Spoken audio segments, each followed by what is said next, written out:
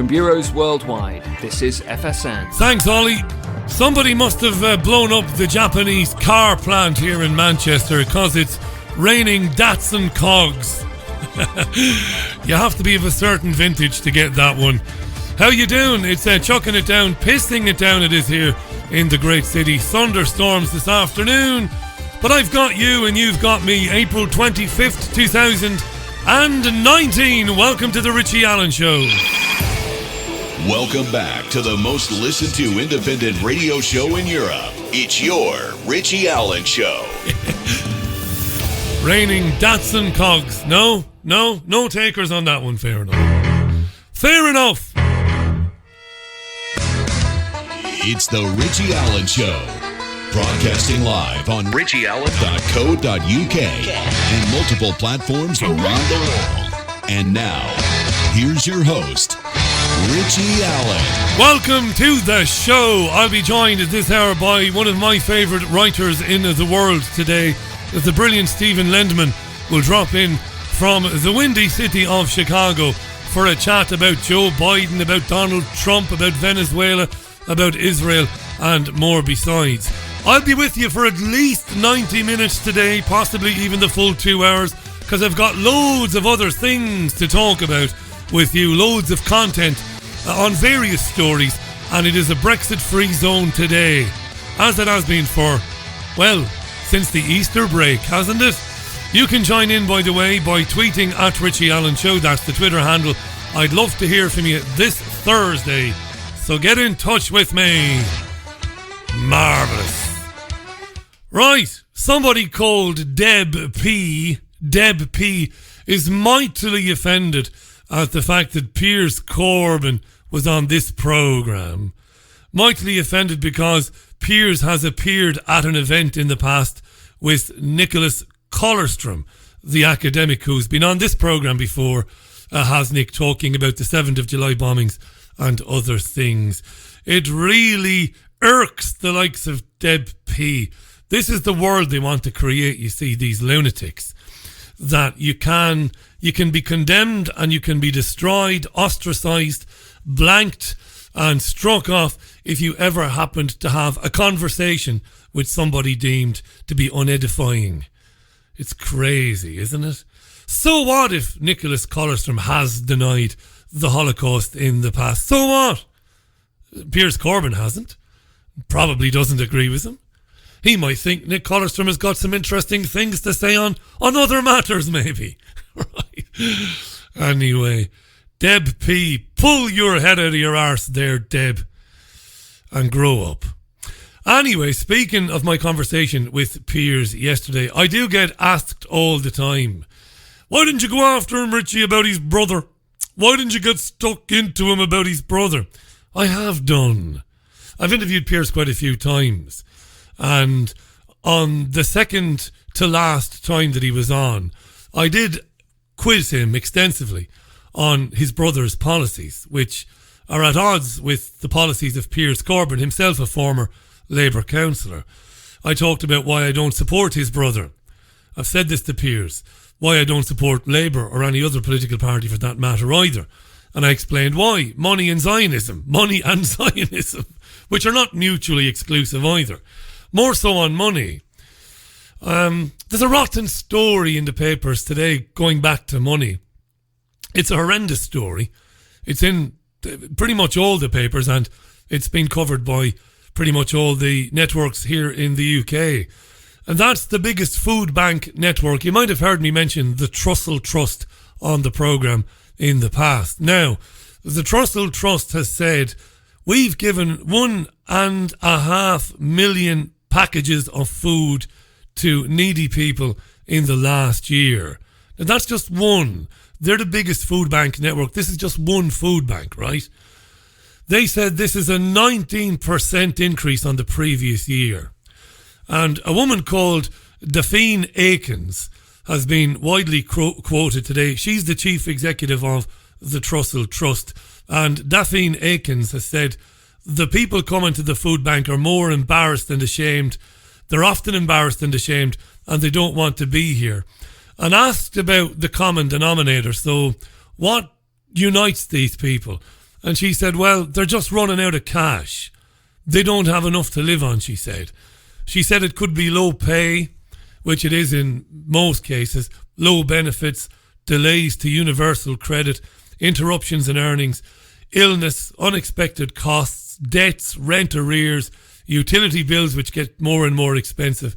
It's a lack of money it comes back to, said this woman. Imagine 1.6 million parcels of food given out to people who were desperate last year.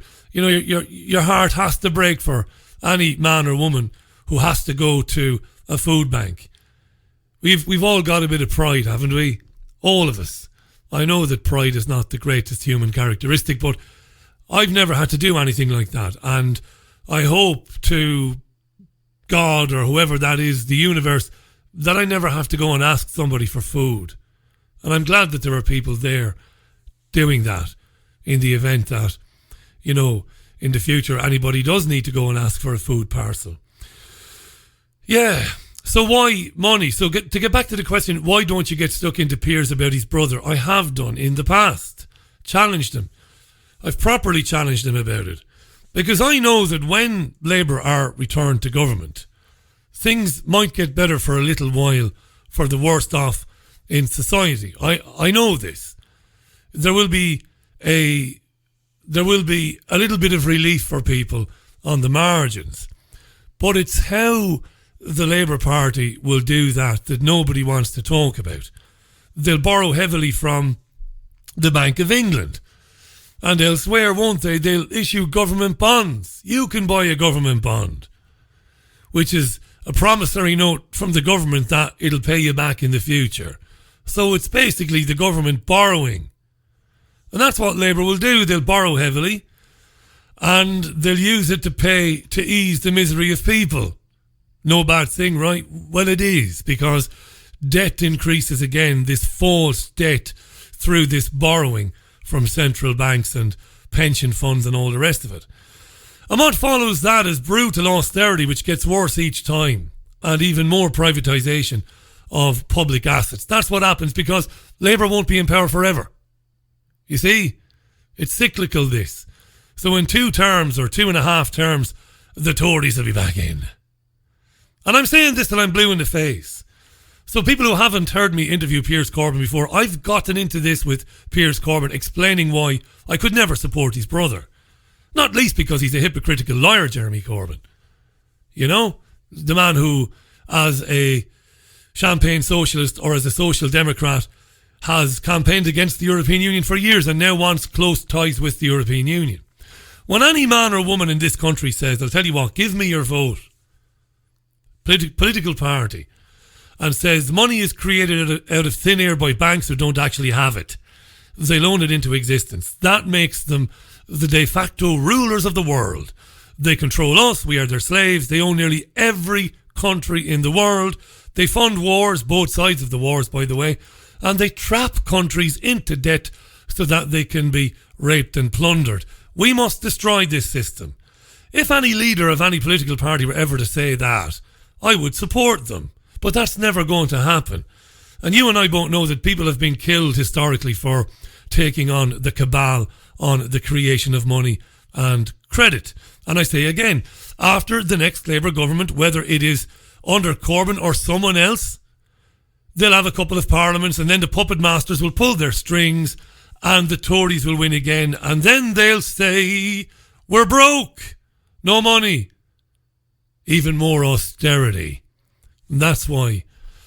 And last night, you know, I'm not going to keep every time I've got Piers on, especially talking about the climate hoax last night, I'm not going to keep getting stuck into him about his brother. It's all been said to him, and he knows how I feel about it. And I think a lot of Piers Corbyn's media contacts in the independent media feel very similar to me.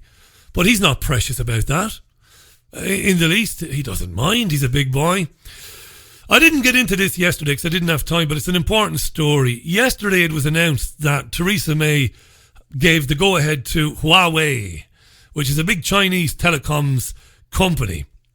And May said they would help build the UK's new 5G network. Now, she was warned by the United States and by some senior ministers in her own government that allowing Huawei to be involved in the building of the network is actually a risk to national security. So yesterday, the National Security Council, which is chaired by Theresa May, agreed to give Huawei limited access to build things like antennas and non-core infrastructure. Right? People like Sajid Javid, Jeremy Hunt, Gavin Williamson, Liam Fox and others were said to have raised their concerns about the approach at the National Security Council. Chaired by May, it meets once a week, right? Right. Now today there's a bit of a row. There's a bit of a humdinger of a row going on because somebody who attended that National Security Council meeting has leaked what happened at that meeting, has leaked the contents of the meeting, the minutes, to the Daily Telegraph. And it's a criminal matter, this. It's very interesting. Nobody knows who leaked. It's been alleged that somebody who didn't get their own way, somebody who wanted to totally dismiss the notion of Huawei playing any part in the building of the infrastructure. Maybe somebody who didn't get their own way, maybe leaked it to the Telegraph. Lord Ricketts is a former national security advisor. He's been telling the media today that it's the first time anyone committed a leak from the National Security Council since its inception in 2010, because it's only 9 years old. Michael Fallon is a former defence secretary. He spoke to Sky News about this today. How serious is this? Well, I think it's completely unprecedented. I can't recall it in my 3 and a bit years on the council. I don't think it's ever happened before. And it's shocking. It really is shocking. And this is the council where the very senior ministers will discuss top secret information from the intelligence agencies, top secret advice from our allies. And it can only help this country's adversaries if those discussions are made public in any way whatsoever. Do you know if an inquiry is now underway? Well, there should be an inquiry underway, and we need to find out fairly urgently who did leak this, and that's why I think the Cabinet Secretary, who's also the National Security Advisor, should be calling in the police to identify who this was, not least to make sure it never ever happens again. I mean, even if there is an inquiry, are you hopeful that we will get to the bottom of who did leak this information? Well, we need to do that because, ministers and officials are all subject to the Official Secrets Act. It's a criminal offence to leak top secret information like this. And that's why we need to find out who did it and, if necessary, make sure, therefore, that it never, ever happens again. Yeah, that was Michael Fallon there. A lot of speculation about who might have leaked. I can't name any names because it is potentially libelous, of course. There's a lot of speculation who leaked to the Telegraph about Huawei. I know the US government is kicking off about this and all the rest of it. I reckon they should get one or two of the most senior dissenters, those who were absolutely against the introduction of Huawei, get one or two of them in a room with good old Chief Clancy Wiggum from the Springfield PD. That's the way. I'd like to thank you both for cooperating with... Did you do it? Did you do it? Wiggum, Homer and I are innocent. I'm sorry, Marge. I can't believe I tried to trick you with such an underhanded... Did you do it? Did you do it? We'll never find out who did it. Does it matter? It does matter. Do you know what sickens me? And I'm sure it sickens you. Before the leak story, when they covered Theresa May's announcement that Huawei would be involved yesterday, how many national television and radio programs do you think mentioned that in Belgium the Environment Minister has suspended a trialling of 5G owing to health concerns? Now think, dear listener, think very hard. I'm going to ask you the question again. It's a good question. How many do you think yesterday afternoon, yesterday morning, of the UK's national television and radio programmes mentioned that there is concern about the rollout of 5G? How many? Any takers? No? Any takers? Any takers? Any takers? No? Any takers? No? No? No? The answer is zero.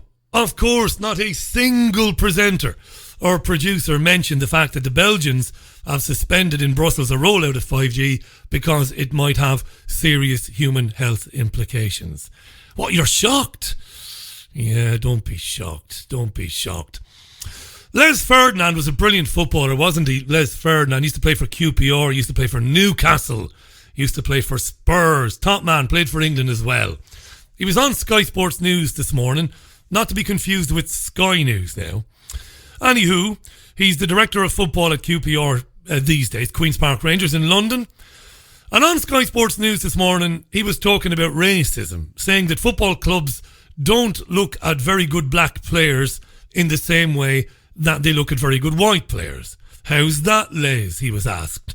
And he said, well, football clubs look at very good white players as future managers, but they don't look at very good black players in the same way, he said. Now, I don't know if he's right or wrong, so I'm not going to opine, because I don't know. But then he said that racism is Richie. Racism is everywhere, he said. And he said the UK broadcasters are complicit. Where are the black presenters in British sports broadcasting, he said. Now, ironically, he was on a show presented by Mike Wedderburn. Mike is black. And this morning, Mike's co-presenter was a black woman. And I couldn't find this woman's name. I'm trying to find her name all day long to do her justice. So he was saying there's no black presenters. The broadcasting companies are just as much to blame. And there were two black people presenting the programme. I thought that was very funny. I thought that was ironic. A bit childish of me, but it got me thinking. And I, for the purposes of making this programme, watch a lot of telly. And I watch a lot of sport. And I'm willing to bet that the percentage of black presenters and pundits on UK television is greater in terms of the percentage than the overall percentage of black men and women in the population. I'm pretty sure that's true. In fact, I'm going to go out on a limb and say that's a fact. They're overrepresented now. Same for LGBT presenters. Far greater percentage of LGBT presenters on UK television and radio than the percentage of LGBT folks in the population. There is overrepresentation. And funnily enough, Sky Sports News immediately sent Les Ferdinand's complaint to the BBC, to ITV, to TalkSport Radio, and to their own company, Sky B. So they said, guys, does Les Ferdinand have a point? And they all came back and said, we are committed to providing diversity across our programming in terms of presenters. And their answer should have been, of course, we don't care what a person looks like, sexual orientation, gender, we don't care. We appoint the most qualified and the best candidates, full stop. Ferdinand is wrong. Positive discrimination is providing an imbalance in the UK media, not just in sport. And I think we need more balding, gobby, regional accented, grumpy middle-aged white men on television. Let's start a campaign. And also in sport, before we introduce Stephen Landman, and I'm going to have a conversation with Stephen Landman, and then I've got loads more to tell you about some very interesting stories, most of them non-political. Also in sport today, the Football Association, which governs the game here in Blighty, is going to stop giving a case of champagne to the team that wins the FA Cup each May. Why? Because they want to respect players' religious beliefs. The FA will no longer give a case of champagne to the winners of the FA Cup at Wembley to avoid offending players whose religion offends, whose religion even forbids alcohol use. And the FA says the Muslim faith strictly prohibits alcohol and it's not recommended in other religions either. So jubilant scenes where players might be jumping around the dressing room spraying each other with champagne like a bunch of morons when they should be drinking it, of course, are likely to offend Muslims in the dressing room. So Uncle Richie put his research hat on and tried to figure out how many Muslim players there are playing in the Premier League today, because it's generally two Premier League teams that make it to Wembley for the FA Cup final, even though the FA Cup is open to every team in the country. Right? Right. Apparently, there's around 50 players in the total squads of the Premier League. Now, the squads can be 25 to 30 players. There are 20 teams. Do the mathematics. And there's only about 50 Muslims, the most famous ones being Mesut Ozil, Mo Salah at Liverpool, little genius there. You little dancer. Mahrez, of course, and Paul Pogba, who, please God, will be exiting this city out of Manchester Airport real soon. Only 50. And yet they're going to scrap a tradition that's going back years to avoid offending one or two people. And you know the beauty of these stories? Some of these players and players in other parts of the world immediately took to social media to say, we couldn't give an arse what anybody else does. If my teammates want to drink champagne after the game, it's fine by me. We're living in a madhouse. We're living in a madhouse. You've heard by now the story about gender-neutral ships, haven't you? This gender-neutral ships thing, the Scottish Maritime Museum said ships and boats won't be called she anymore when the word she on information signs was scratched out by vandals. Admiral Lord West is apoplectic, says it's an insult to a generation of sailors. A ship is like a mother, he said. He said pressure to make changes was very dangerous and it shouldn't happen. Officials at the Scottish Maritime Museum in Irvine, North Ayrshire, said they wanted to phase in the use of gender-neutral signs following just two cases of vandalism. It might be cheaper to just look at your CCTV, find the vandals, give them a kick in the arse and a lollipop, send them on their way, and tell them if you come back and vandalise our ships again, we will fucking keelhole you. But no, they're going to go all gender-neutral. RT went down to Portsmouth, on the south coast, and they did their level best to find somebody who agrees with gender-neutral terminology for ships. I don't think it's offensive, really. It's just a tradition that's gone on since before the age of sail. It doesn't come across as particularly offensive, and I think given the bigger issues in the world going on revolving gender and feminism, I think it's way down the list of things people should prioritise on. I disagree, actually. I think they shouldn't do it. Why do you think so?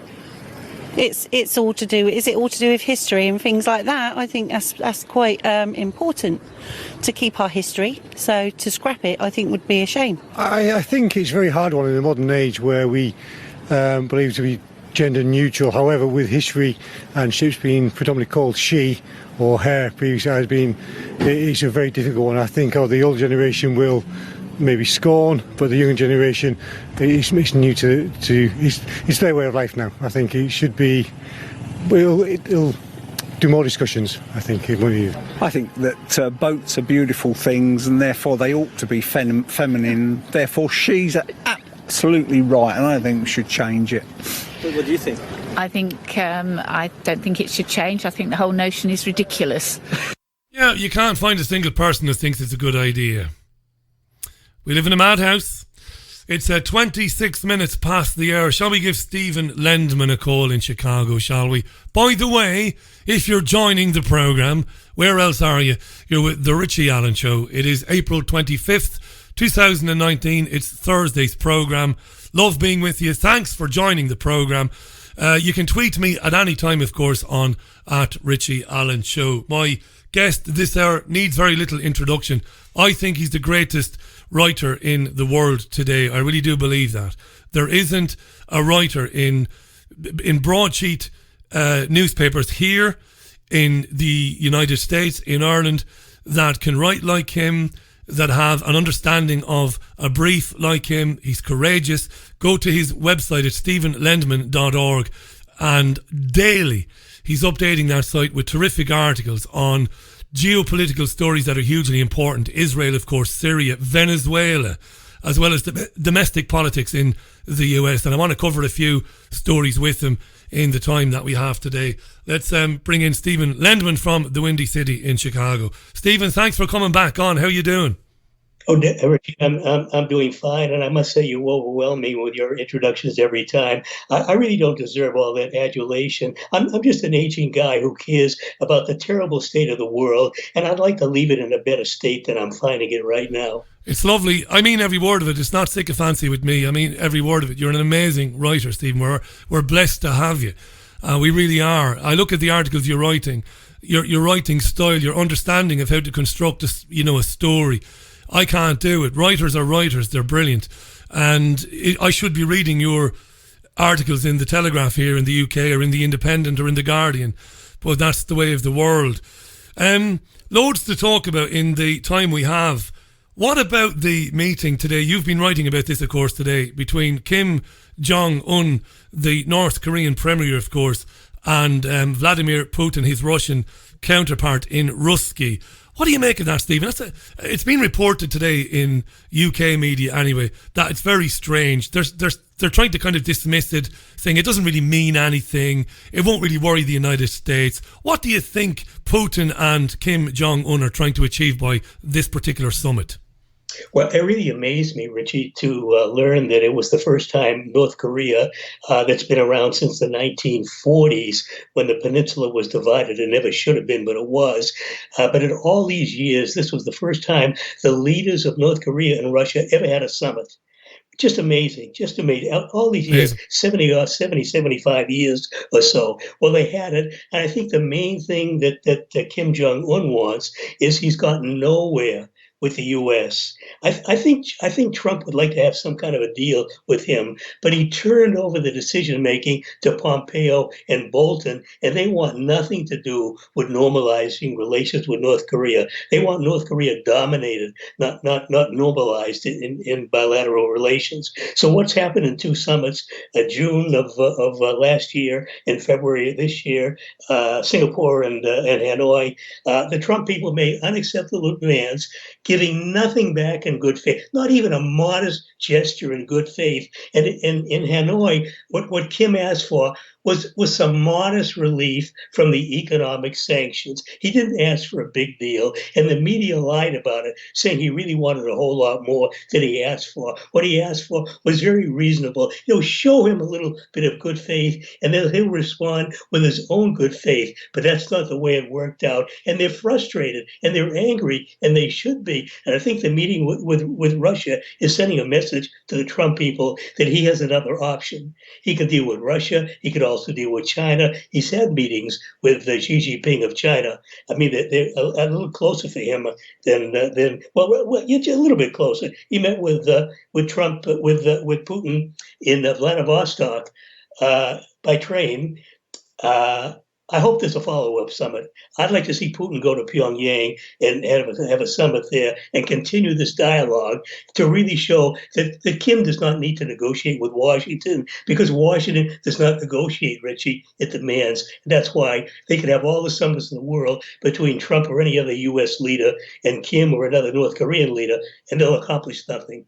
Really important what you said about the modest request of the North Korean regime. I shouldn't say regime. The North Korean leader, he wanted relief on the sanctions as a show of good faith. And if, it was within the US government's remit to do that, even if they were to be gazumped down the road by Kim Jong-un, they wouldn't be embarrassed. They could just say to the world, well, look, we gave a little bit of rope, we gave an inch, and the guy took a mile. So they should have obviously offered the relief on those sanctions.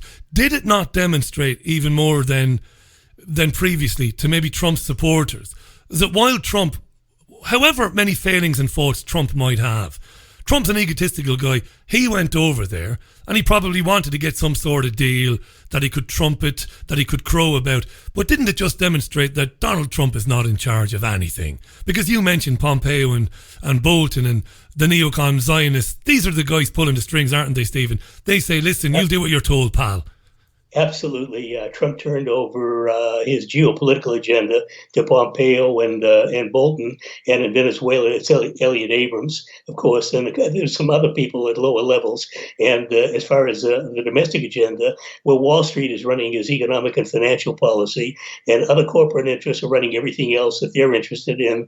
And I mean, it would be so simple to make gestures to North Korea. They really relieve the sanctions, relieve the pressure, and show some good faith. And if North Korea turned out to be a cheat and went back on its word, you can always put the sanctions back on again. I mean, it's like turning on and off a light switch. It's literally that simple, and they wouldn't even do that simple thing, which shows one thing, Richie. They're simply not going to do anything for North Korea. They make promises. They're all empty. If North Korea completely got rid of its nuclear program, so to restore it, they would have to build it from the ground up. The U.S. still wouldn't give anything to North Korea. It would find some reason to say North Korea is breaching the deal. There were two previous deals in 1994, and there was one that began in 2003, continued in 2005, and I think it got breached in 2009, where North Korea was willing to dismantle its entire nuclear program. I mean, just tear it down and get rid of it. And things moved along okay for a while. They were making progress in the talks, and then the things that the Clinton people agreed to, Bush Cheney abrogated when they put North Korea in the axis of evil with Iraq and what was the other one? Iran, Iran. And the axis of evil, and that destroyed the 1994 agreement. And then in the early 2000s, the agreement came apart again, and the reason was a lie that North Korea breached what it agreed to do, which it did not. It breached nothing.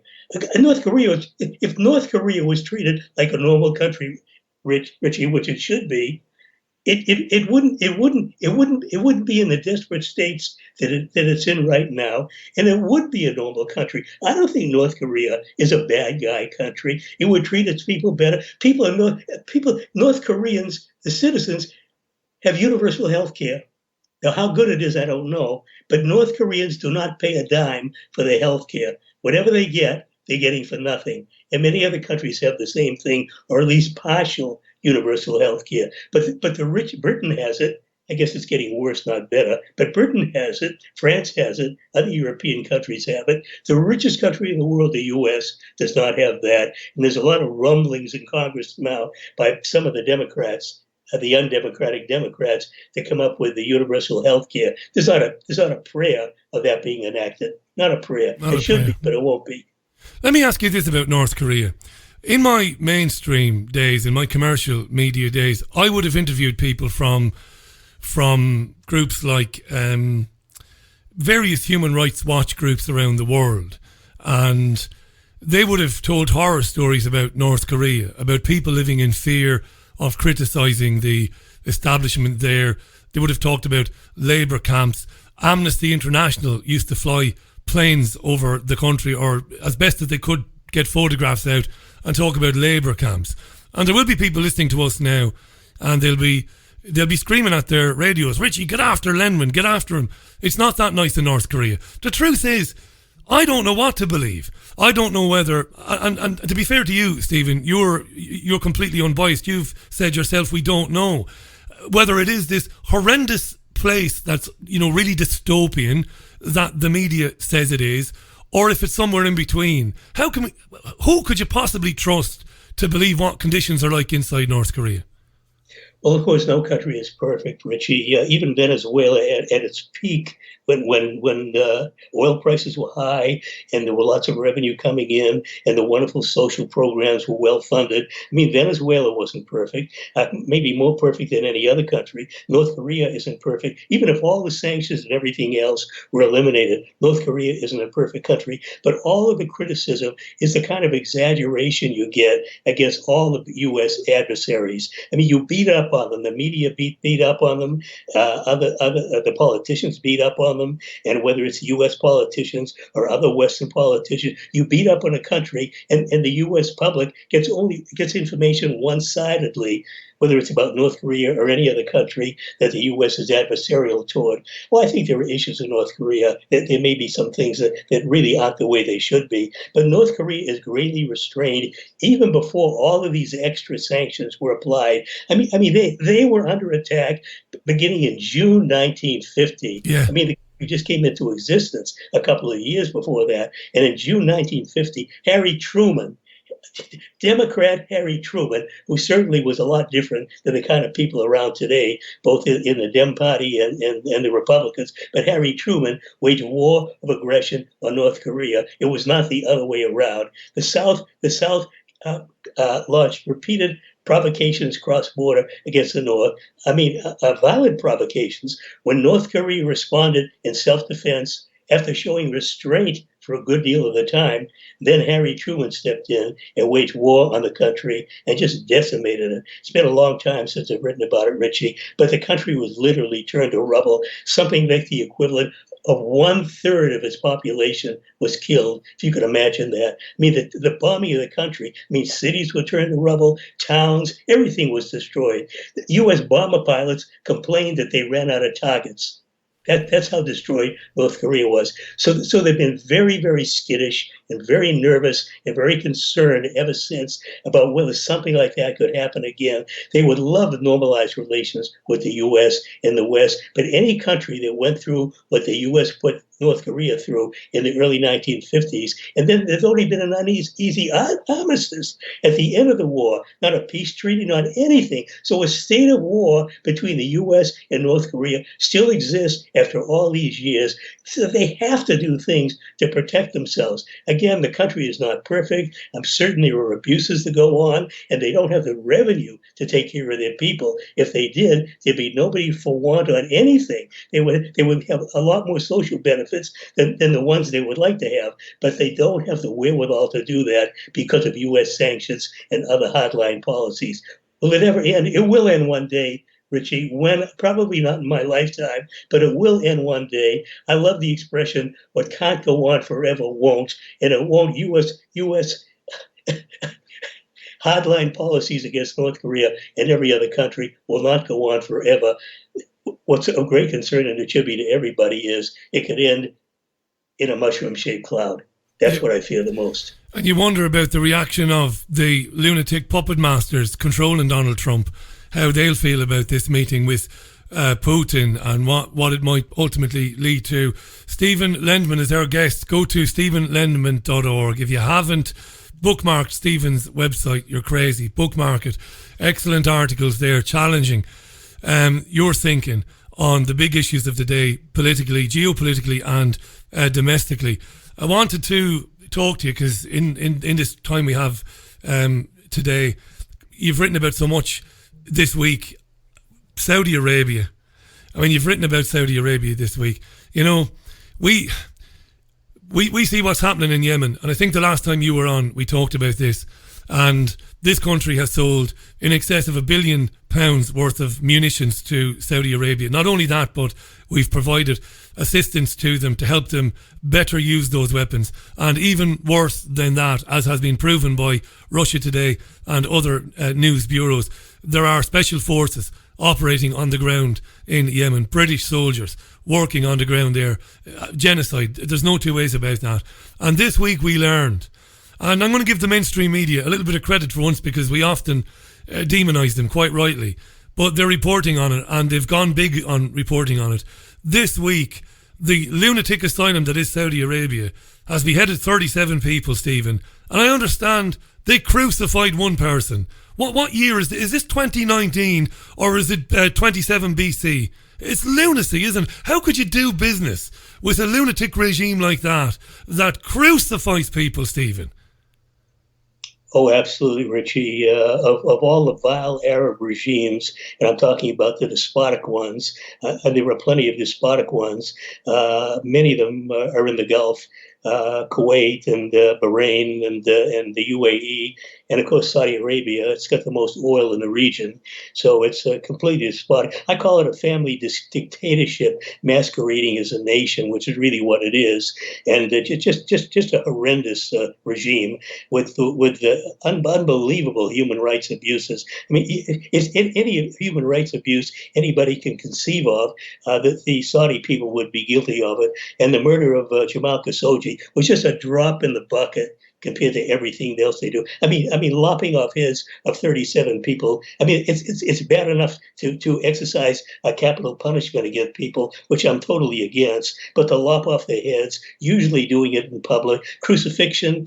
Good Lord. It's almost impossible to believe that anything like that could go on today. They have religious police that engage in public whippings. If anybody is outside during the times of prayer, I think 6 times a day, I have no fault with that. But if anybody is outside and they don't pray when they're supposed to pray because of Wahhabi extremism, there are religious police that go around and they can arrest them, they can whip them, they can really do some great harm to them. I mean, this is really extremism, plus all of the other abuses that they're guilty of. They have a lot of oil, and that's the reason the U.S. and other countries value them as an ally. Most people don't realize the war in Yemen was begun by Bush Cheney. It began a couple of weeks after the war in Afghanistan, October 2001. So the war has been going on all these years. It began with drone bombings. When Bush Cheney began, Obama escalated many more drone bombings, and Trump greatly escalated Obama drone bombings. And as you said, there were UK special forces on the ground. There were US special forces on the ground. I imagine French ones as well, maybe others from Western countries. And that war is going on endlessly. The reason is because Yemen is a strategically located country. I wanted to say the Straits of Hormuz, the Mandrib Straits, where much of the world's oil passes through them. So it's important. It's on the Horn of Africa, with Djibouti on the other side, and the U.S. wants those straits preserved. Yemen has a little bit of oil, not enough to go to war over, maybe a few billion barrels of oil. Certainly nothing compared to Saudi Arabia and Iran and Iraq and lots of other countries. But it's because of the strategic location of the country is why this war has gone on so long, and the Yemeni people are suffering horrendously. Whenever there were reports about the number of deaths in Yemen, they're greatly understated.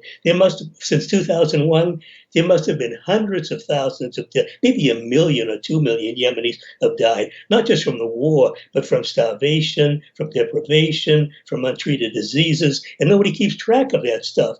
I would who's counting? It was an accurate number, Richie, that it was 1 million or 2 million Yemenis that have perished. Yeah, there's nobody counting. This is sickening. Faisal tweets, what's the difference? We're getting lots of tweets on this. What's the difference with North Korean work camps and Amazon warehouses in the United Kingdom after all?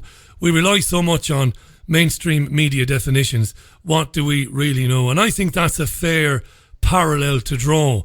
The conditions that people work under when they work for companies like Amazon are disgusting. And there was a time when unions wouldn't stand for it. I think he makes a good point. And Patricia has tweeted this. Whatever anybody says about North Korea and its alleged brutality, how many countries have they invaded for oil or any other reason? Nobody is suggesting that North Korea is perfect, but neither is the land of the free. People need to think. Well, I know the state of Texas executed a man yesterday who was on death row for 21 years. Now, the crime he committed was disgusting. He was part of 3 other men who they tied a poor African-American man to the back of a pickup truck and they dragged him along the ground until his body was unrecognisable. He was dragged to his death across a road, basically, and bled to death. Right, horrendous. Nobody could stand. But 21 years they kept him. I know there's the appeals processes which slow things up. 21 years in a 6-foot by 9-foot cell, 23 hours a day. That's torture. That's not punishment. It's torture, and it's not going to bring back the man that he killed. So she makes a very good point there. Who are they to lecture anybody in the United States about human rights, Stephen? It certainly is torture. Richie, there's no question about that. Many years ago, the governor of Illinois, George Ryan, this might go back 15 or 20 years now. I've forgotten my time frame. I was living here at the time. He discovered that there were many people on death row who were innocent of the crimes they were convicted of. He wasn't a good governor. There was plenty about him to criticize, but he literally cleared death row. He shut it down. The death penalty is now off the books in Illinois, but he shut it down. Some of these people might have been guilty of other crimes, but he shut it down. He wanted no one else executed in the state. There's a project in Illinois that investigates people on death row in the state that are convicted of murder and they're on death row for capital punishment. And they're the ones who discovered a number of people there erroneously.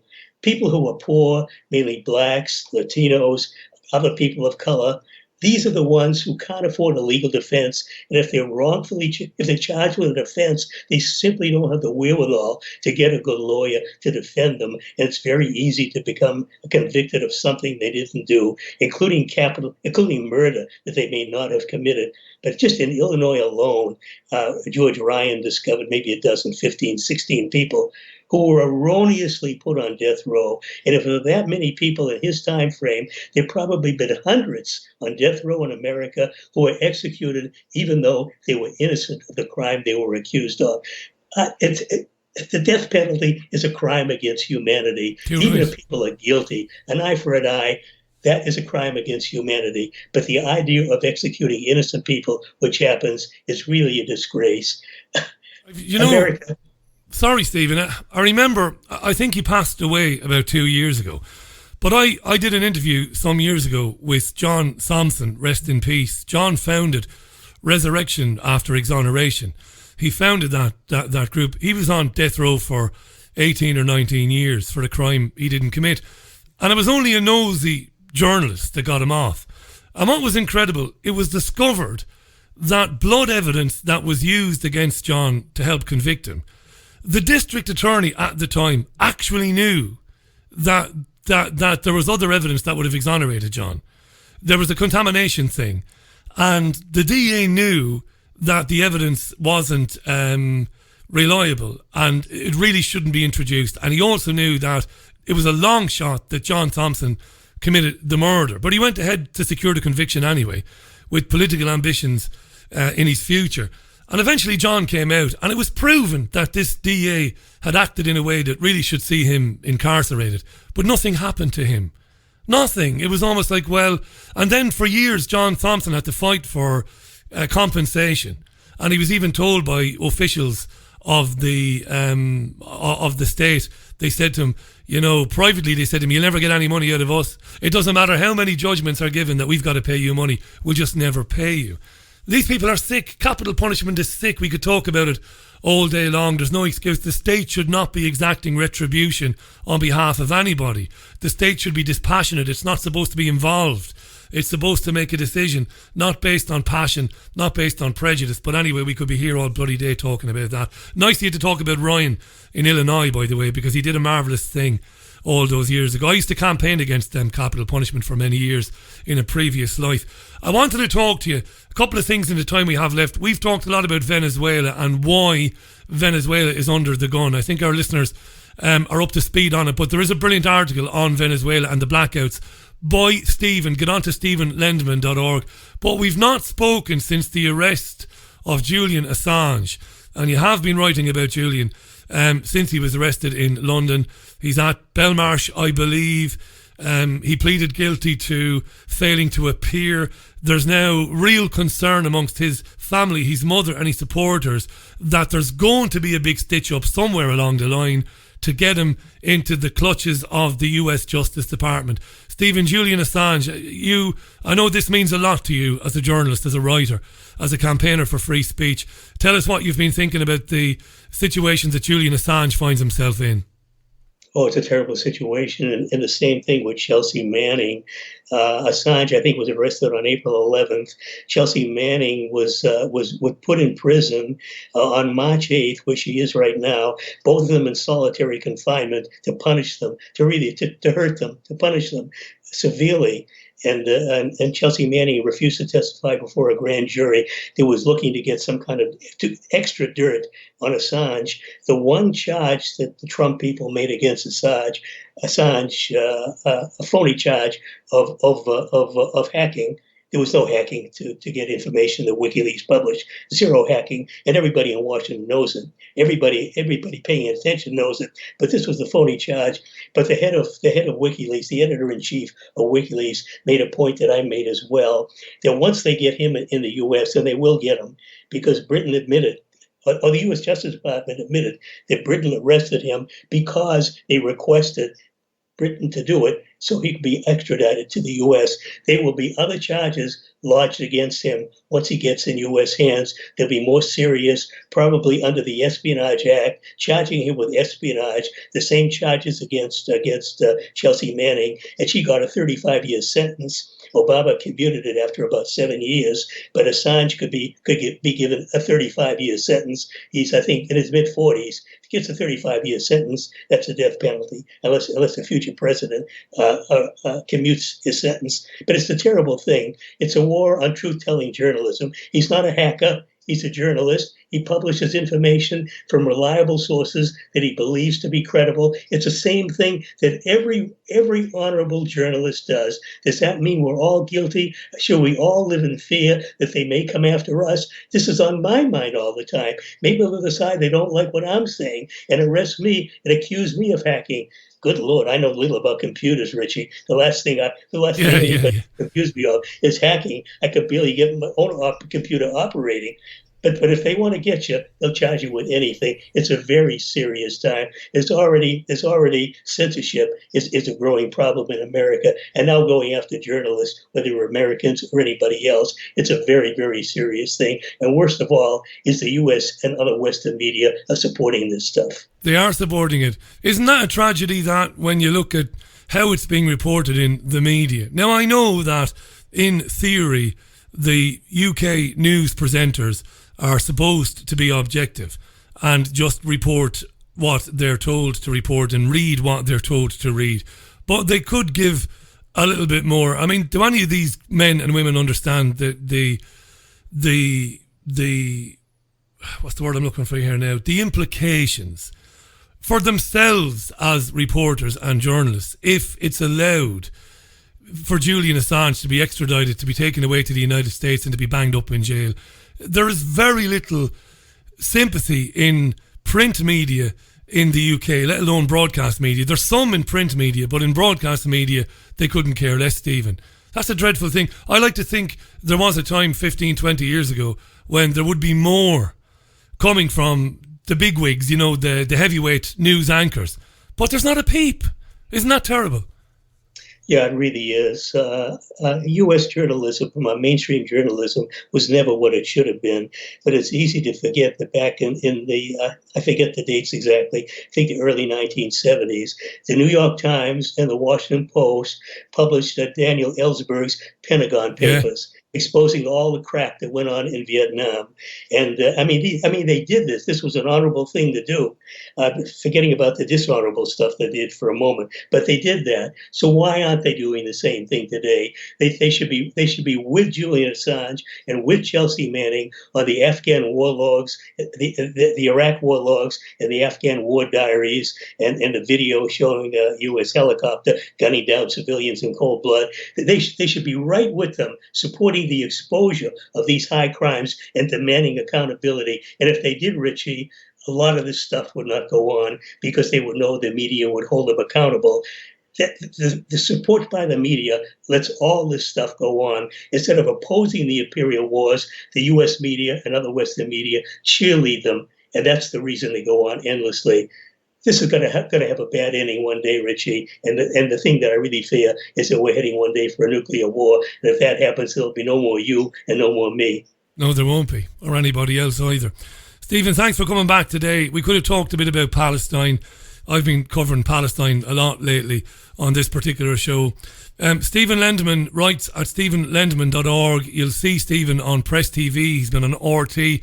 He's much loved in the independent media as a broadcaster, as an analyst, because he's honest and he's been writing about these issues for decades, and he's experienced much of what he writes about. So it's stephenlandman.org. And I've been asked to put this to you, and this is not in any way silly. I'm not being silly here, but there should be on the homepage, there should be a little picture of Stephen Landman. There isn't. There should be.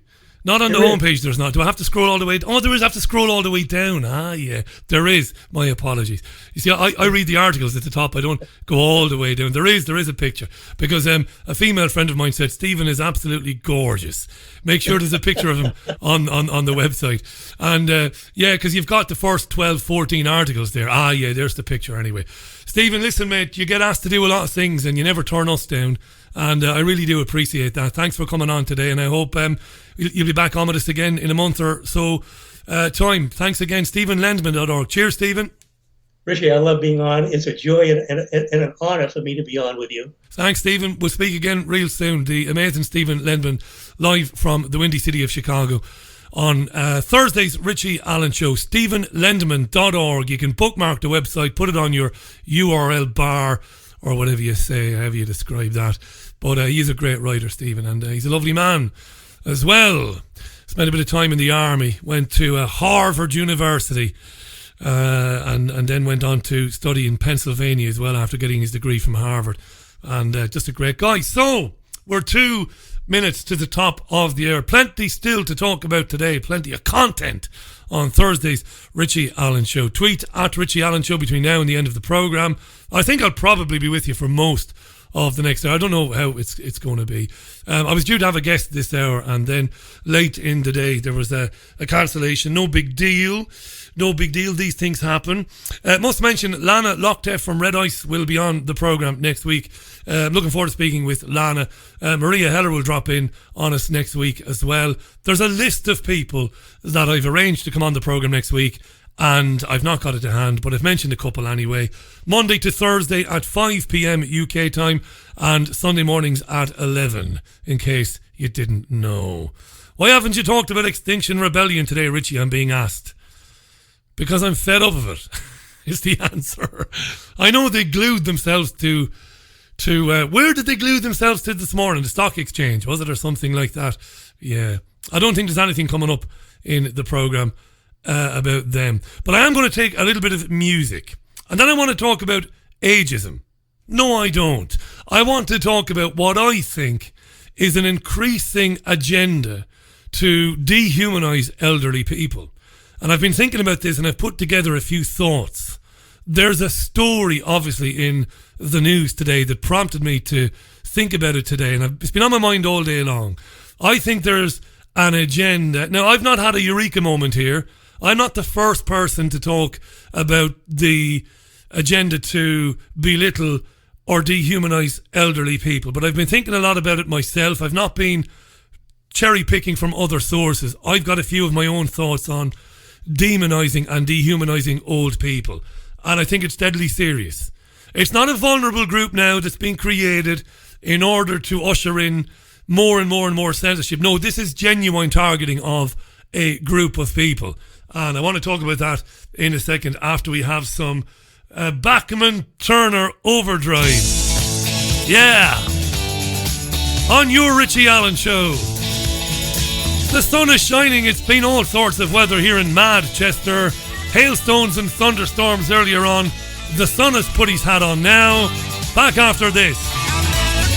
Bachman Turner Overdrive. You ain't seen nothing yet on the Richie Allen Show. Let's just find out if there's anything happening around the world that we're not aware of, because there might be something happening. We'll pop over to FSN and get the latest news headlines, will we? Or can we? Can we do that? We might. Can we do that? Can we? Can we? We can't. All right. There you go. Have I missed it? Have I? I might have missed it. I wanted to get the headlines. No? No? Maybe? I think we might be. I want to get the headlines before we talk about the elderly. Oh, we can. There you go. We can have the headlines to see if there's anything happening since we last heard from Ollie Barrett in London town there. From Feature Story News in London, I'm Ollie Barrett. Russian President Vladimir Putin says Kim Jong-un will only end his nuclear program if he receives international security guarantees. Former US Vice President Joe Biden's announced a presidential campaign ending months of speculation. Authorities in southern Tanzania have ordered schools and businesses to close ahead of Cyclone Kenneth's arrival. And French President Emmanuel Macron is due to reveal his plans for dealing with the yellow vest crisis. Yeah, for dealing with the yellow vest crisis, eh? President Emmanuel Macron, Rothschild's man in the Palace of Versailles. It's 4 minutes past the hour. This is the Richie Allen Show, of course, Thursday's programme. God damn it. April 25th, 2019. Thanks for the tweets. Going to talk about ageism, but not ageism.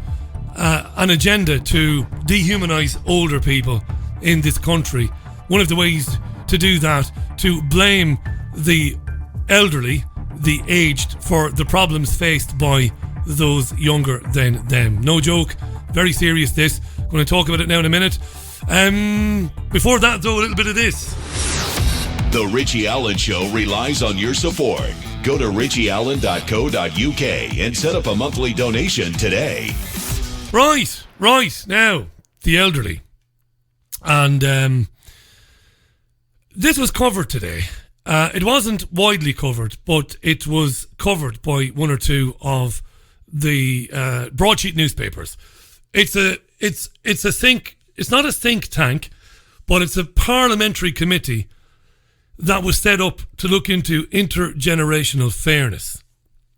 And they're basically, it's a cross-party group of peers. So it's not members of Parliament. It's members of the unelected House of Lords, the upper chamber. And there's a committee, it's a cross-party committee in the Lords called the Committee on Intergenerational Fairness. And they want to do away with certain pensioner benefits to better help younger people in this country.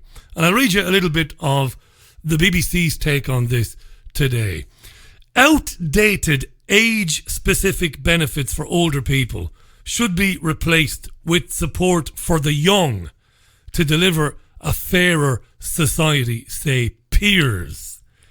The Committee on Intergenerational Fairness urged the ministers to focus on housing and training for young people rather than benefits like free TV licenses and free travel and pension lock and other things like that. The chair of the committee, Lord True, said failing to rebalance policies could risk the strong bond between the generations. And that is deadly language, that. That sounds so harmless and so benign, that language. He said failing to rebalance policies could risk the strong bond between the generations. There's a threat implied in that. That's an implicit threat that there is a big gap in fairness. It's very unbalanced. The elderly get away with this and get away with that, and the young don't. And if we don't redress this, we could risk the strong bond between the generations. Right. So it's made up of Labour, Conservative Party, Liberal Democrat and crossbench peers, this Intergenerational Fairness Committee. And they've issued a raft of recommendations, both to, quote, retain the supportive relationship between generations, end quote, and to plan for the, quote, 100-year life, quote, that younger people can expect to become the norm. Right, we're living longer. And these are some of the suggestions that they've made. They've suggested to ensure that local authorities have specific planning policies to meet the housing needs of younger and older people. Increasing training funding for young people who don't go to college or university. Make sure those who work for the gig economy, getting paid per gig, have the same rights as other workers. And they've also proposed changes to benefits for older people, including these ones. Removing the triple lock for pensions, which raises the basic state pension by the rate of average earnings increases, inflation, or 2.5%, whichever is higher. That's massively important for retirees in this country who live on a state pension. I can't overstate that, how hugely important that triple lock was, even though it's not a triple lock anymore, because since the last election they've removed one of the locks, right? I'll tell you more about that in a minute. So they want to remove that safety net for pensioners on the state pension. They want to phase out free TV licenses based on age. And they want to limit free bus passes for the over 65s. They also want to reduce or eliminate winter fuel payments until 5 years after the retirement age. This is unbelievable, this. And I got a little bit of chat today, but not much, even though it's a huge story and has huge implications for retirees in this country. Have a listen to two people. Here's Duncan Simpson of the Taxpayers Alliance. He loves this idea, and he loves the idea of removing the triple lock safety net on pensions. Now, the Taxpayers Alliance is one of these groups that, on the face of it, looks like it's supposed to be looking out for people. It's supposed to be scrutinising taxation and how taxation is used on our behalf, but they're not, or anything like it. Listen to this guy basically trumpeting that it's a great idea to remove the triple lock on pensions. And I'm going to put this into a bit of context in a minute now. Duncan Simpson from Taxpayers Alliance. Yes, we would like that scrapped. The triple lock basically means that the state pension increases by whatever's highest of 2.5% inflation or average wages. The Conservative Party in 2017, their manifesto committed to move that from a triple lock to a double lock in effect, so getting rid of one of those elements. We think that's a great thing to do. It's a shame that the government hasn't carried on with that. Ultimately, state pensions are incredibly unsustainable. I mean, yes, there are these perks of winter fuel payments, which need to be modified, certainly, but the liabilities for state pensions, I think from an estimate about 4 years ago in 2015, said that's about £4 trillion. Future state pensions need to be paid out, and that's obviously an ever growing situation. So, fundamentally, that's a real issue that needs to be addressed. And if the government were to take forwards the proposals in this report, that'd be great news. It's a great idea to remove the pension safety net for people depending on a state pension. We'll come back to him. So George McNamara is the policy director for the group Independent Age.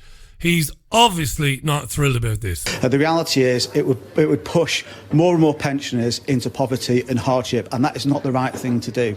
And one thing as well, though, the idea of going down the means testing route for pensioners' financial support is totally ineffective. We see with a pension credit, 40% of older people who are eligible for that credit don't get it because it's very complex, it's intrusive in many cases in terms of its means testing, and it just doesn't work. We have to keep things simple, and therefore they are effective and meeting the need. The peers. This is a group of peers who've recommended this, and it's going to be adopted. These are members of the House of Lords. The House of Lords, right, just so that you're clear on this. Let's take benefits for senior citizens, intergenerational fairness. We'll call it intergenerational fairness, and we'll give to the young. Now, basically, there's a lot of things going on here. And one of the things that's going on here is land grab. They want to take the land and the housing belonging to pensioners who have paid off their house. That's all they have. They don't have exotic pensions with companies they worked for. They've got their house and they've got their state pension. They want to get these people into debt into their 70s so that they can take their house. That's really one of the payoffs here, believe me. I've talked about this before. Let's take intergenerational fairness. Let's make that an idea. Take from the old, useless eaters, they contribute nothing now, and give to the young who really need it. It's also dividing and conquering.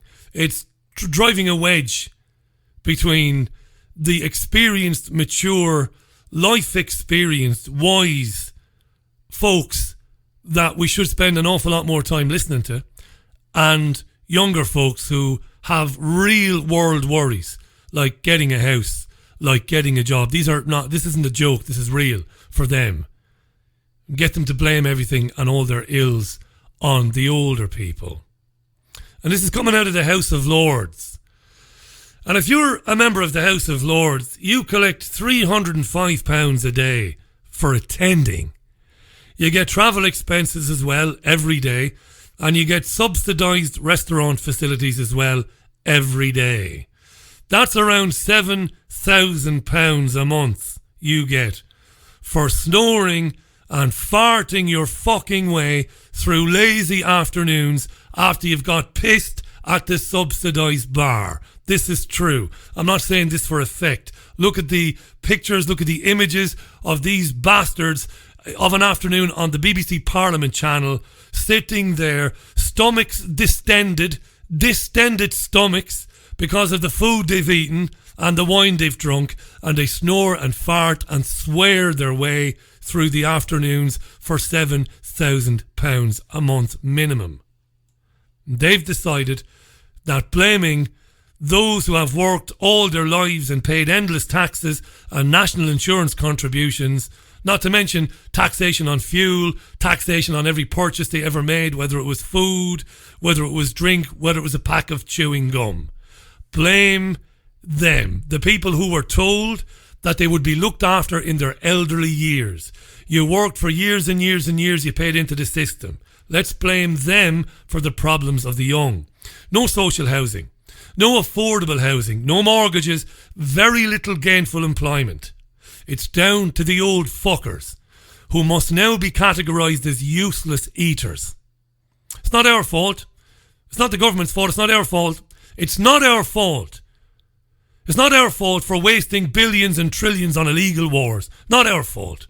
It's not our fault for borrowing tens of billions of pounds to bail out the corrupt banks. It's not our fault for doing that. That's trillions alone there on illegal wars and on bank bailouts that you could fund elderly care in this country for the next 500 years. It's not our fault that we sold the family silverware, you know. The silverware that could be earning good money today for the Treasury. Remember Gideon Osborne, the pigeon fancier, Cameron's best friend, who likes to put pigeons in other people's rectums? This sick scumbag, remember him? The most corrupt chancellor in history, who's now got a cushy job editing the Evening Standard. You know him? He sold off the Royal Mail. 'Tis the Germans. 'Tis the Germans own it now. They do really, by the way. Osborne sold off the country's share of Eurostar. And the pigeon fancier was told at the time, you shouldn't sell off the country's stake in Eurostar, George. It's going to be worth billions in years to come. Imagine if you had that money coming in, that dividend every year, what you could pay for it with. But no, it's not our fault. It's the fault of the lazy bastard OAPs. It's not our fault. Next 20 years, the Treasury would have been raking in billions of pounds a year from Eurostar.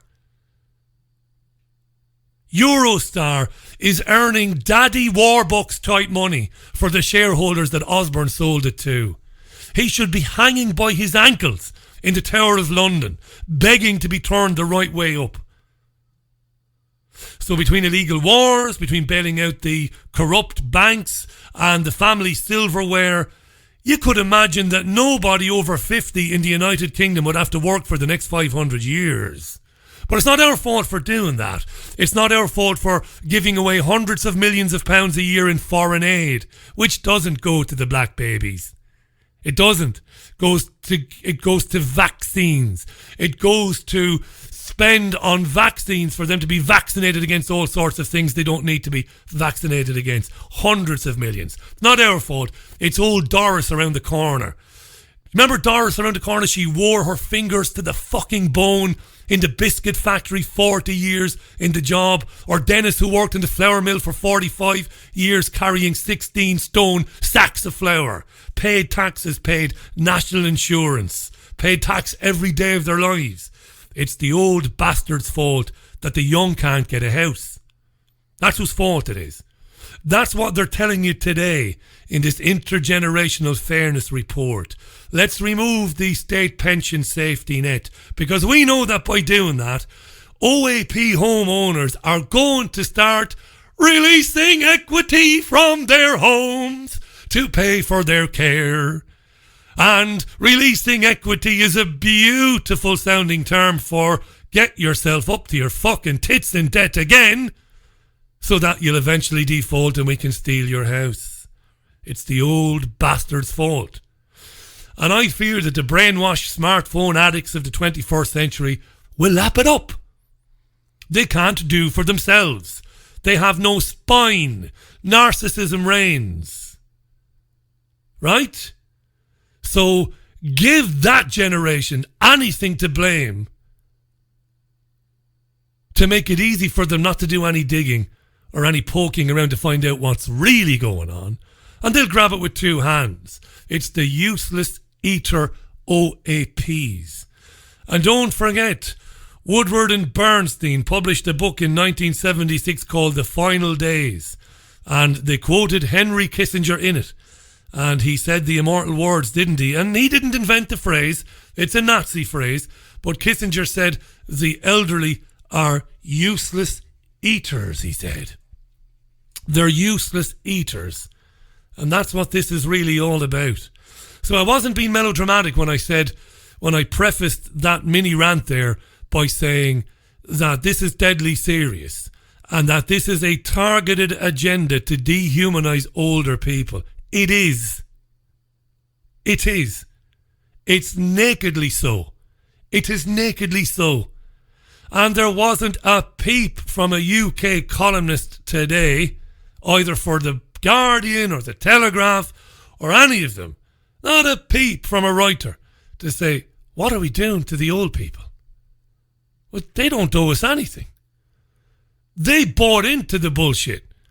And they met us halfway. They fulfilled their end of the bargain. We will go to our factories for 50 fucking years. We will go to Mass on a Sunday. We will be good citizens. And your part of the deal was that once they got to 65 or 70, they didn't have to worry about anything.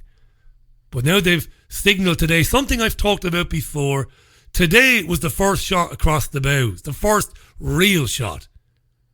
It was a phony war before with blank ammo. Today there was a real shot. We're coming after you. We're coming after your inheritance money that you've got for your grandkids. We're coming after your house.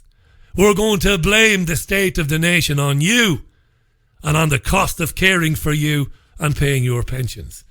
And that is the truth at 21 minutes past the hour. Crazy. Plenty of tweets on it. It's at Richie Allen Show on Twitter. If you're older than I am and you're in the UK listening to that, I don't mean to panic you or terrify you, but you've got to know this stuff because they're going to come for your house. They want your house. You know? Anything that you have of any value, a bit of land or whatever, is what they want.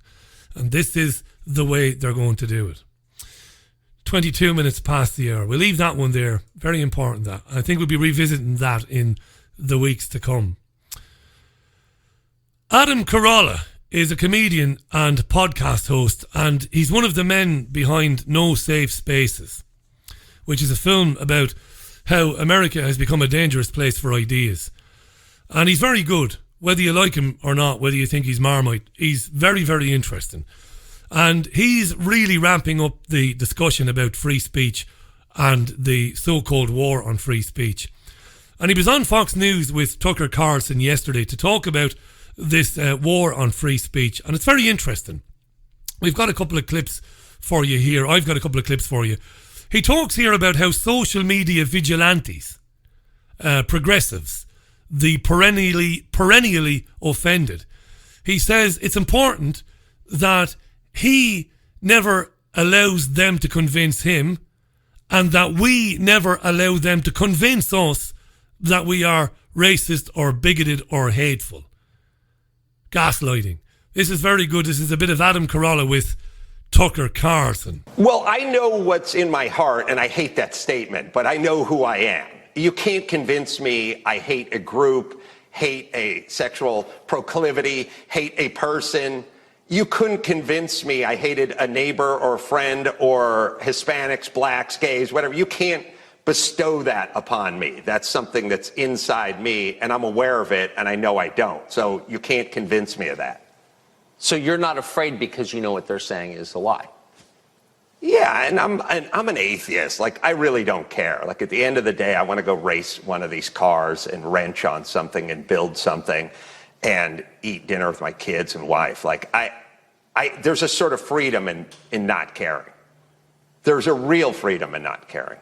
Huh. Why don't more people feel that way? I think there's a vanity, and I think that everybody is wired to be a little bit narcissistic, and no one wants to go online and read bad things about themselves, right. And nobody wants to read untruths or inaccurate things about themselves. And so we're wired to alleviate. So I've never thought about it this way, but here you go. When your ankle is sore, you're wired to stay off your ankle, like less weight, hop, lean this way. You go on Twitter, you read a bunch of horrible things about yourself. You're wired to alleviate. You're not wired to put weight on a rolled ankle. You're wired to go, oh, people are saying X, Y, and Z about me on Twitter.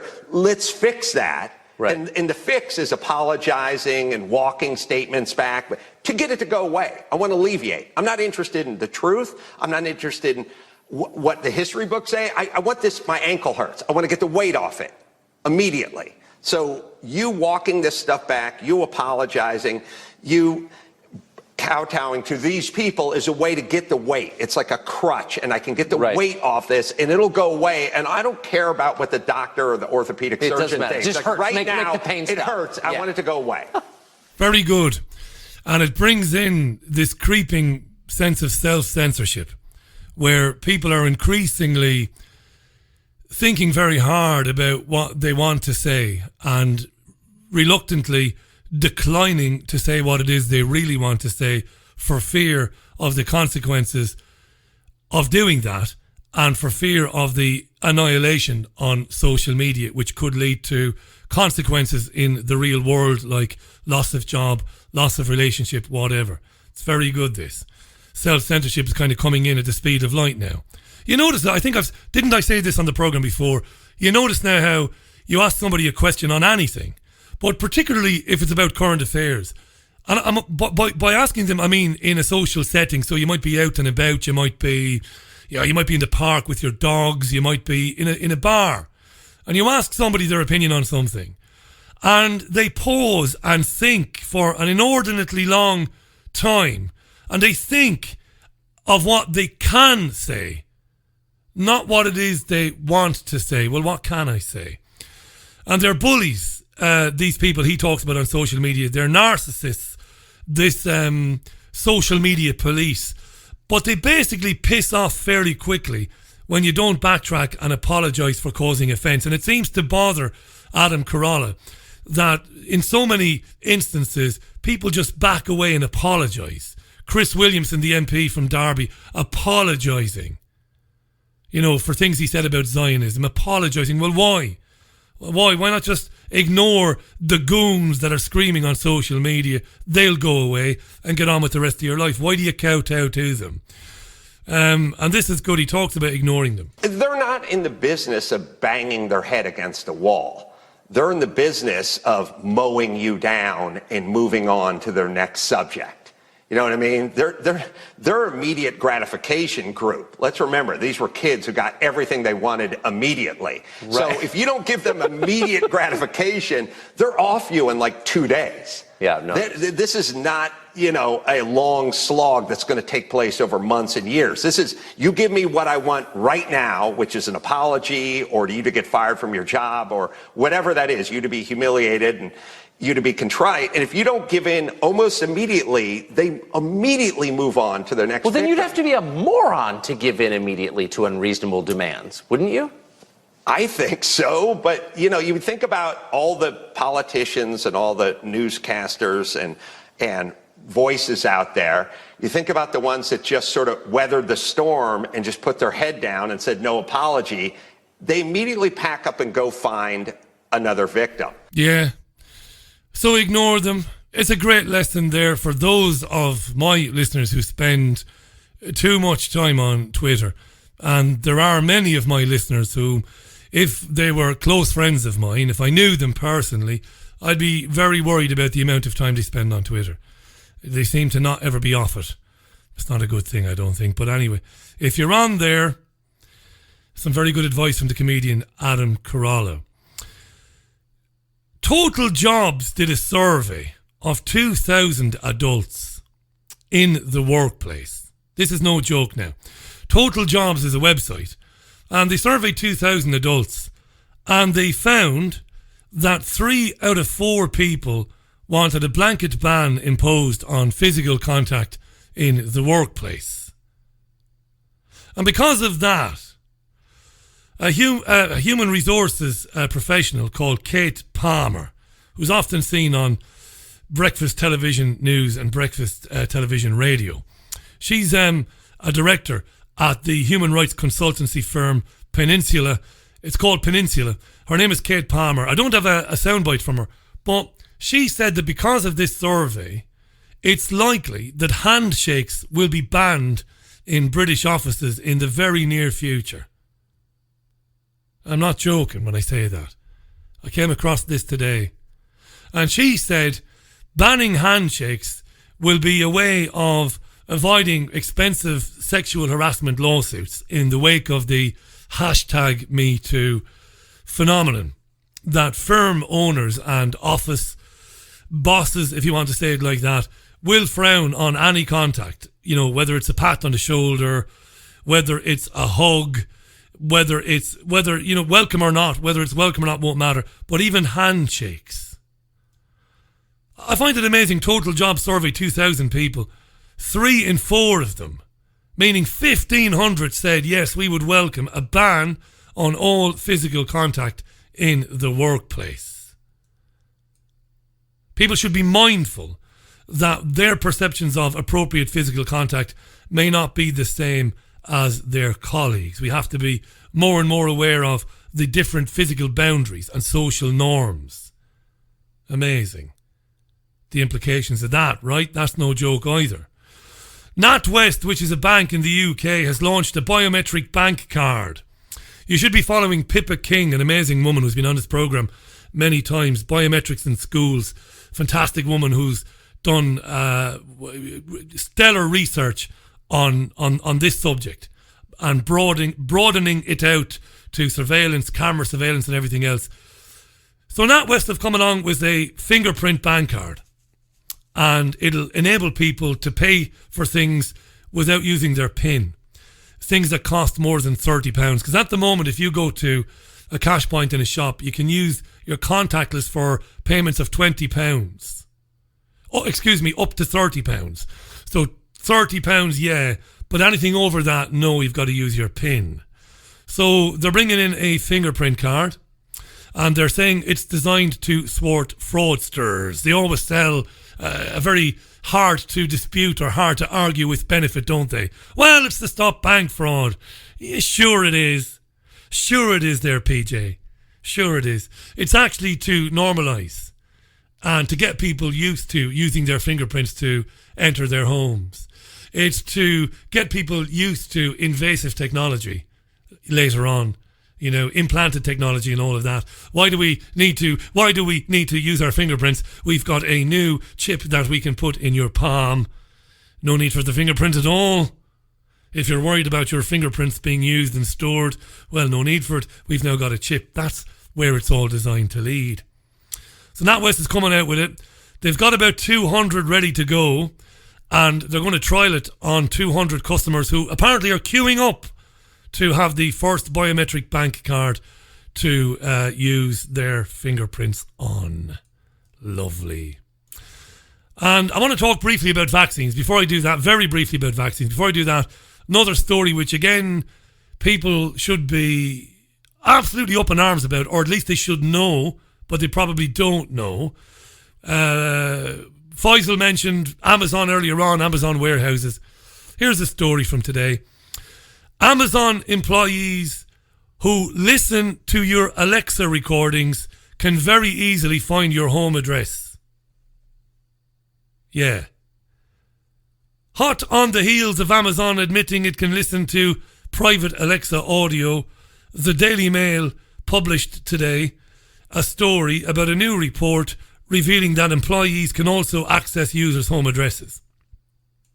An Amazon team charged with auditing Alexa users' commands can actually see users' latitude and longitude coordinates, allowing them to easily discover the addresses, and then of course very easily learning the names of the people in that particular building. Wow. And I'm always stunned when I hear from various people I happen to bump into, people who don't know anything about me, they don't know anything about the radio show, to find that they have an Alexa device in their home. It's like, if you don't have one, you're the odd one out. Wow. very easily by analysing the recordings of you saying, Alexa, what time is the football kicking off? Because you're a moron, because you're a lazy bastard and you can't just use your phone, your smartphone, which you shouldn't have anyway, but you could have just went on to Google or Yahoo or some other search engine. You've asked Alexa, that's all recorded. The person who records that can put your longitude and latitude details into a mapping service and they'll get your address in the blink of an eye. No problem. There's no problem with that because Alexa is brilliant. I can't be bothered, my lazy, hairy arse, to get up and put on a CD. Alexa, play the new Bruce Springsteen album.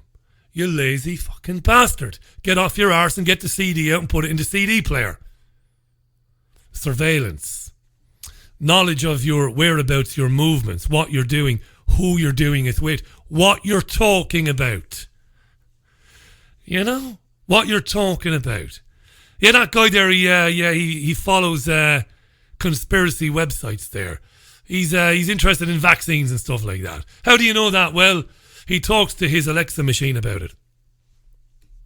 Get rid of them. Sell them off. If you can afford to do it, break it into pieces with a baseball bat and throw it in the bin. If you can't afford to do that, sell it. Sell it to some moron who'll buy it off you. Unbelievable. What will it take for people to wake up and realise? And I'm going to finish today with a little bit of vaccine news. One of the biggest stories today. I was really taken by the elderly land grab story. But one of the big stories today, and it was covered by all the UK's broadcast media today, is National Health England claiming that we're approaching an emergency in this country because of measles. There's an emergency. More than 500,000 children in the UK missed out on the measles vaccine in the last 7 years. Now, UNICEF, the so-called children's charity, announced this. This is how they all work together. So UNICEF came out and said, well, in the last 7 years, 500,000 kids didn't get measles jab.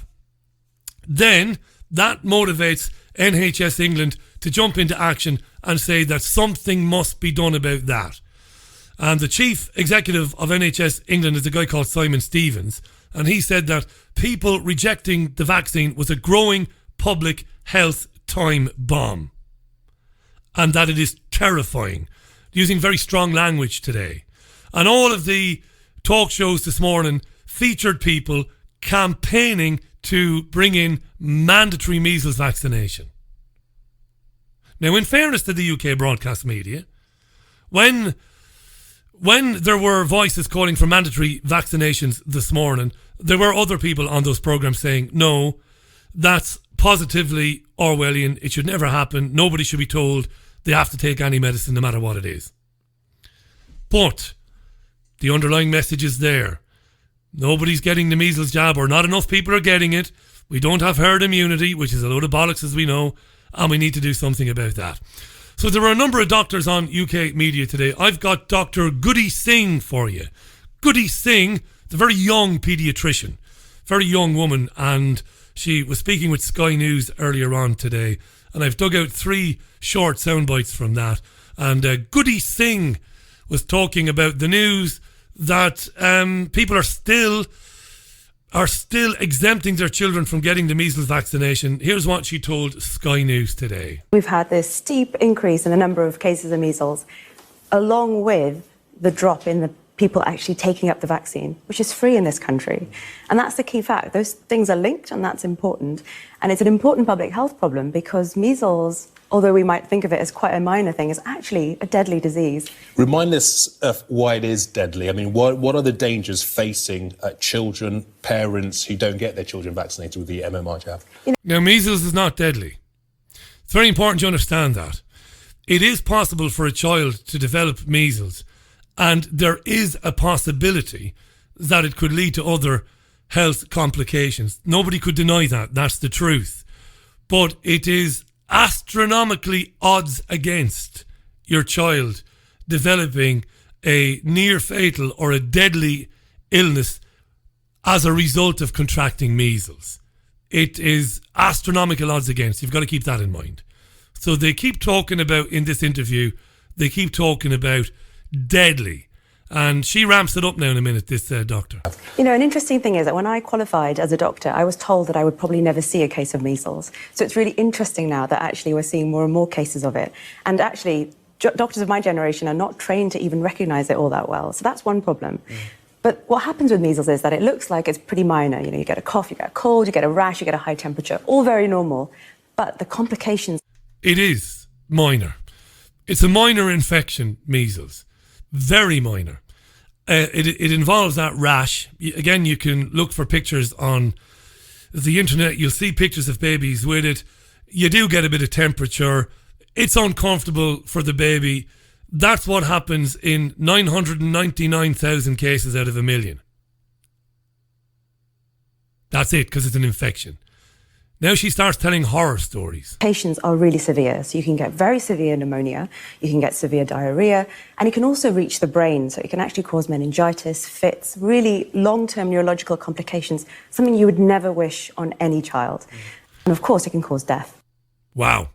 Pneumonia, diarrhea, fits, meningitis, serious neurological complications. I feel safe in saying, as a layman without a shred of medical training, that is a monumental crock of horse manure. The odds of your baby developing meningitis from the measles infection, I don't have the exact figure, but I would say it is in the tens of millions to 1. The odds of some very weird strain of neurological problem, again, millions to 1. Pneumonia, hundreds of thousands, if not millions to 1. This doesn't happen. When did you ever hear of, I'm 44 years old now, I know I've told you that before. We've all had measles, haven't we? When did you ever hear of a child dying of anything to do with the measles or anything associated with the measles when you were young? You didn't. Because it didn't happen. Because children got measles. And if a child in Ireland got something else out of measles and their immune system was low and they contracted a viral infection and they got very sick and maybe they died, again, that would have been 1 out of millions. This is horse shit by this Goody Singh, who admitted 5 seconds into the answer that doctors don't even know how to recognise measles. This is rubbish, this. And to say that it can cause death, astronomical odds against anybody catching measles and dying. What else does she say? They do start getting stuck into vaccine researchers and Andy Wakefield and MMR and all the rest of it. A couple of things that have happened in the past. So we've had, within the medical profession, we've had bogus science being published, which tried to make a link between MMR and autism. That is completely debunked. There is no link there. But now we have this new wave of anti-vaxxers. Now, I don't know why, but there seems to be this agenda against vaccination, against, you know, the protections that public health offer. That's a lie. There isn't an agenda against vaccination. I've been a journalist long enough now to recognise when campaigners have an agenda against something. And the people I've been lucky enough to meet on this programme over the years do not have an agenda against vaccination. Their agenda is to have an open forum discussion involving governments and health ministries around the world to take a hard look at the ingredients that go into vaccines and an even harder look at how vaccines get into babies in the first place in terms of their testing schedules and all of that. That's the agenda. It's a terrible misrepresentation to say that the mothers of regret.ie, for example, have an agenda against vaccines. No, their agenda is, can we get an inquiry and a fair look, an impartial look, which doesn't include doctors, by the way, like Goody Singh here, who get paid more than £10 a pop when they inject a baby with a vaccine. That's true, by the way, I didn't make that up. So it's very wrong to mischaracterise campaigners. Their agenda isn't anti-vaccine or anything like it. Now, all of that evidence, again, it just doesn't make sense. It's anti-scientific, it's anti-intellectual. And quite frankly, it's dangerous. No, you're anti-scientific and you're anti-intellectual and you're dangerous. Because something that has crept into the 21st century, we never had it in previous centuries. A real scientist will never say that the argument is over. We have reached a conclusion forevermore. No real scientist worth his or her salt in the world would ever do that. Real science is looking all the time to discredit its own findings. This is the beauty of pure science. We arrived at this conclusion and we published a paper. And great scientists through the decades have taken the applause, but then they've gone back repeatedly trying to find and poke holes in their own thesis. That's phenomenal. That's intellectualism. That's marvellous. They don't go, oh, that's it then, yeah, vaccines are safe, yeah. Let's move on then. No, they don't. Because that behaviour is dangerous. She says those asking questions about vaccine efficacy are dangerous.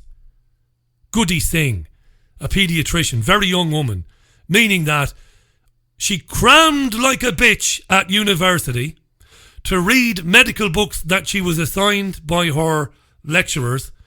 She had a good memory and was able to regurgitate what they told her in a series of exams, and then they stuck her even on an accident and emergency ward for a few years. That's not medicine. That's psychopathy. She says it's all settled. This is dangerous, she says. Dangerous. Dangerous. What it's doing is misleading parents. It's not misleading parents. They're asking people to find out all they possibly can about where that injection, that needle with all that pus, all that fucking bile that's in it, find out where that came from before you stick it in your baby. That's the agenda. I've never heard somebody on this programme demand that listeners to this programme do not vaccinate your children. They've never said that. They've said there are serious and grave and legitimate concerns about what's in the stuff. Find out is all they've ever said. They're not dangerous. Into believing that they are making the right decision when actually they're putting their children in danger. No, they're not. They couldn't be putting their children in danger by not sticking an injection in their arm and then injecting a tidal wave of toxic shit into the immune system of that baby. By not doing that, they're not putting their child in harm or anything like it. We all got the measles and the mumps and the chickenpox, didn't we? I turned out all right. I don't know about you. I mean, you are a medical professional. I'm not expecting you to know the answer for this. He enables her now. This is the Sky News beauty. He just enables her. Don't ask any questions, just enable her. This next question, but I mean, do you know where this information about anti-vaccines is coming from? And I mean, what would you like to be done? What can be done? Do you know what? I'm really on the side of parents for this because, of course, what they want is information that will help them to do the best for their child.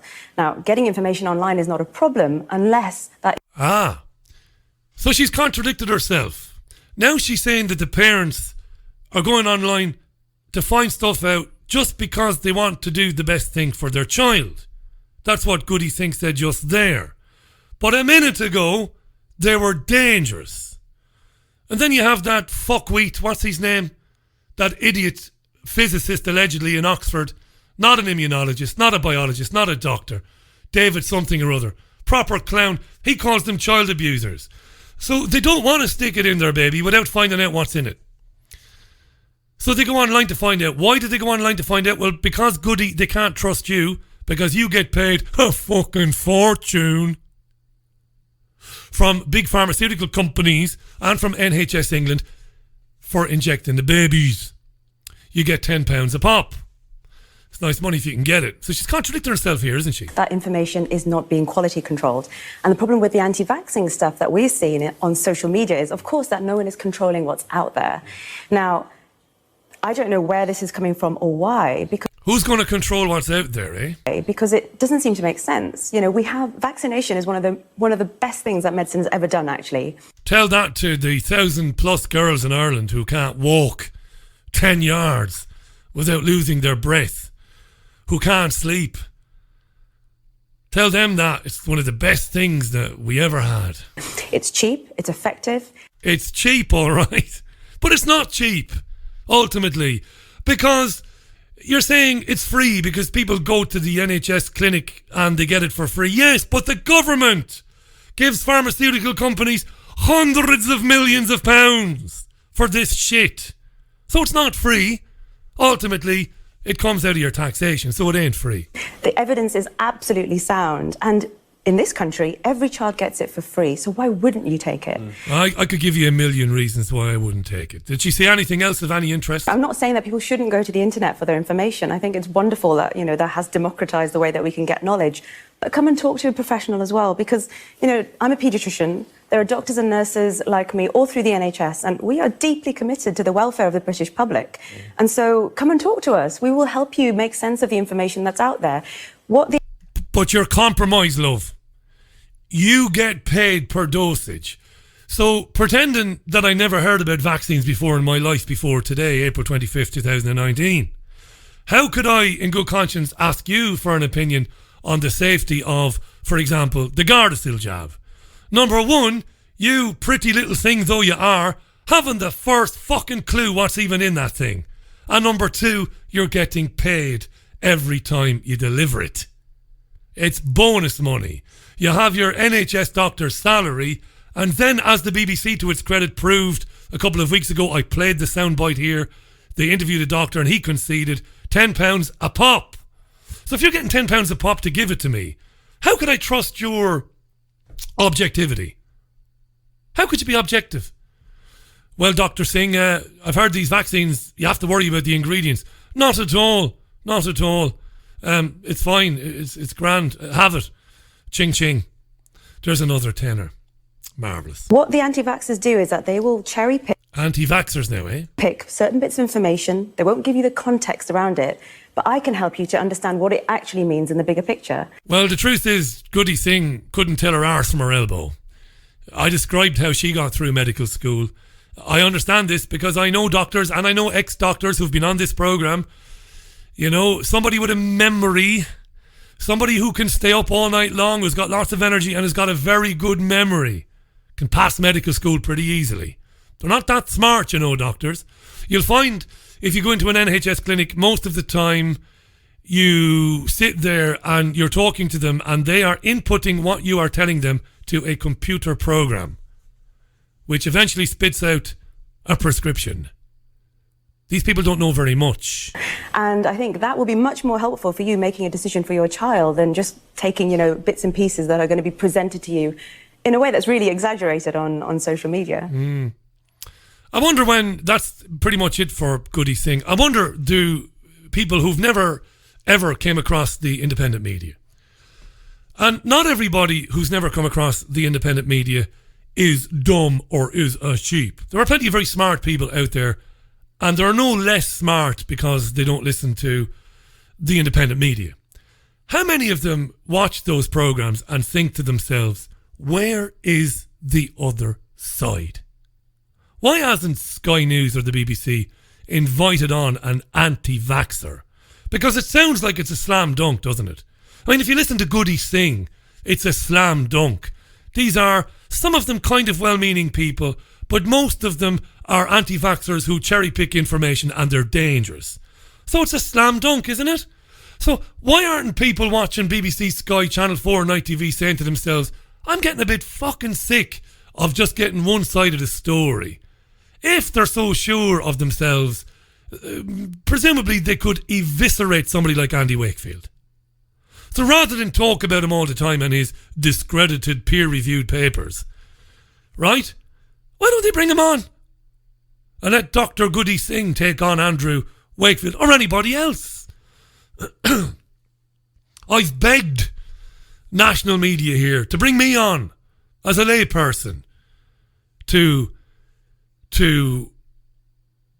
explain what it is that I've been told and to explain why I make space on this programme for campaigners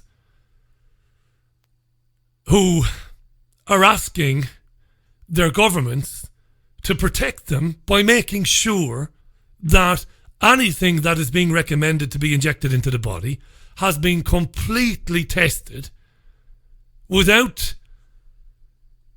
the interference of the pharmaceutical industry or anybody else. That's what people want to find out. They want to know for sure that what they're injecting into their children is not going to bring harm to their child further down the road. They're not anti-vaxxers. Strange times these. Like I said, there was quite a bit of talk today from various callers into the BBC and other radio stations saying that, well, we should do what they did in New York. We should have a curfew. In New York State, I should say. Let's have a curfew. Let's not allow unvaccinated people get access to vaccinated people, because the unvaccinated are dangerous. And again, nobody on national media is saying, well, how could the unvaccinated be any danger to anybody who is vaccinated? It just goes unchallenged. They bring on these people like Dr. Goody Singh, who doesn't know her arse from her elbow, to say that these people are dangerous. We need to control the information. Come and talk to me. I'll convince you that vaccines are hunky-dory. Don't worry about it. They are absolutely hunky-dory. And don't worry about the fact that I get paid £10 each time that I stick one of those things in your arm. There you are. Well, that's about it for Thursday's programme. I made it till 7 o'clock. I'm delighted. I had plenty of content. There's actually more stories that grabbed my interest today, but it's stuff that can wait for next week as well. I want to thank Stephen Lendman for coming on the programme. I love having Stephen Lendman on. He's a great guy. And do please go and check out stephenlendman.org. That's stephenlendman.org. His website is terrific, and he puts 2 or 3 articles a day on there about various things. Check him out there. You and I will chat again on Sunday morning when I'll be reviewing the Sunday newspapers, of course. That's 11 o'clock UK time, Sunday morning, looking at the front pages of the papers and stories inside. And we will have some clips from the Sunday morning talk shows as well. So that's Sunday at 11 o'clock. Going to leave you with some Lynyrd Skynyrd, and that'll close out the programme today. And the sun is shining in South Manchester. You look after yourselves and one another. Enjoy the weekend and do join me on Sunday. Alrighty. Bye for now.